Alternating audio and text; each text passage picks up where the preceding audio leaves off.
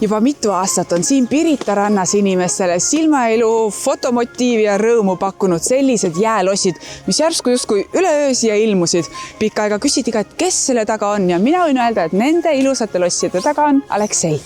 Aleksei armastus jääskulptuuride ja losside vastu tärkas juba lapsepõlves ning tänaseks 39-aastane Aleksei lihtsalt ei olegi kunagi losside ehitamist lõpetanud. Kiiresti saab selgeks, et lisaks lumele on jäälosside ehitamisel veel üks tähtis komponent. Vesi. Ja siis saab tekitada ka plokke. Ahah. Ise ehitasite sellise konstruktsiooni või kust te selle saite? Ise tegin seda. Kuna loodusel on omad jõud, siis iga kord ei tule plokkide ehitamine ka suurmeistril välja. See nüüd ei läinud korda, kahjuks. Abivahendeid on Alekseil aga veel. Minul on selline lihtne töövahend, millega saab kokku kogutud lund tuua. Hästi palju on põlvili tegemist, hästi palju füüsilist, et kas käed jalad valusaks ei jää sellest kõigest, kui pikka aega siin niimoodi teha? No kindlasti see väga väsitab, et hommikul pärast terve päeva sellist mängu on väga hästi tunde. Fänne ja lossi imetlejaid on ka täna Piritale päris mitmeid kokku tulnud. Tervist, te siin täiesti, mina olen ikka paksult riides, te siin pool palli alt niimoodi. Tervist. Ta oli ujujad. Lahutame meid sellisel moel, et käime praktiliselt iga päev ujumas. Ja jäälossi siis täna tegite pilti sellega? Otsustasime, et siukest ilu tuleb ikkagi jäädvustada. Ja kuna niikuinii teeme trikoodes pilte, siis võib küll. Kui tore siis on, et keegi sellise jäälossi siia Piritale ehitanud on? Absoluutselt. Iga aasta käime vaatamas Liiva ja Aleksei tehtud jäälosse ka.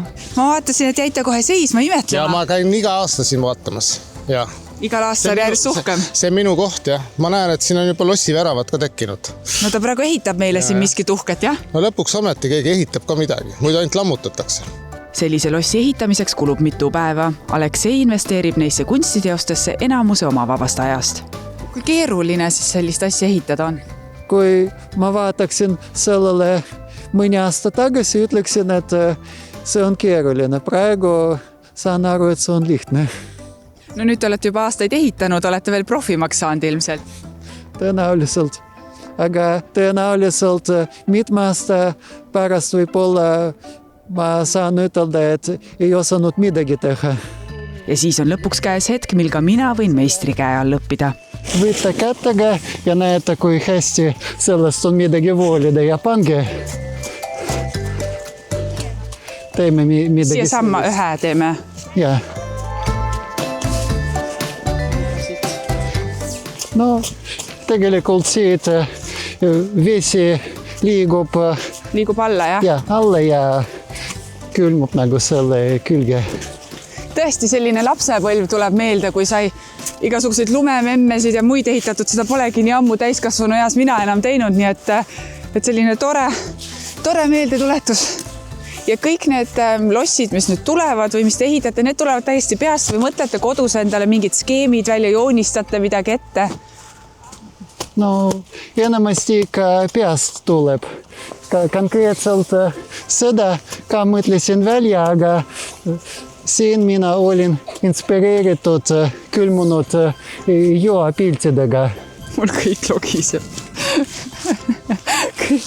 Siit ei tule ei kaart ega ma näen juba seda kogu asja kokku kukkuma, see on minu poolt, aga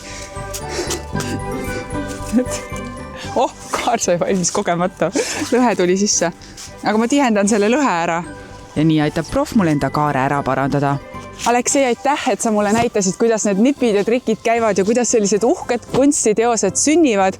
Mina sain ka nüüd ikkagi osaks väikesest sellisest tükikesest sinu kunstiteostest. See oli väga-väga tore. Aitäh ja ma saan aru, et sina jääd siia veel ehitama, nii et ma jätan su rahus nüüd ikkagi oma professionaalset tööd edasi tegema.